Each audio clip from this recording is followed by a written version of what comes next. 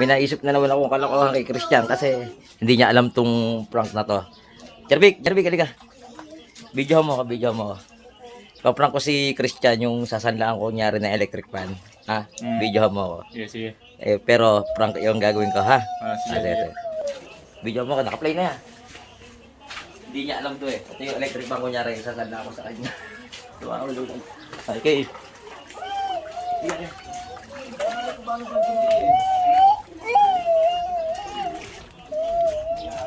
Kaya mo na naka-play, ha?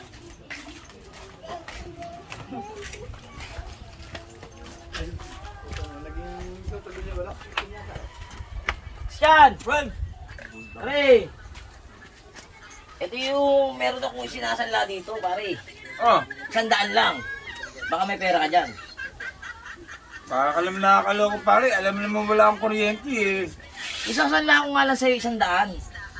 Ito, miski walang kuryente, ito yung tinatawag na amazing electric fan. Ha? Oo, amazing electric fan. Ang gagawin mo lang dito, miski walang kuryente, hawakan mo lang to kung saan gagana yan, pare. Hawakan mo lang siya dito. Oh, paano nga? Tingnan, sampulan mo nga. Hawakan mo. Tingnan mo, ha? Tingnan mo, ha? Tingnan mo buti, ha? Ah.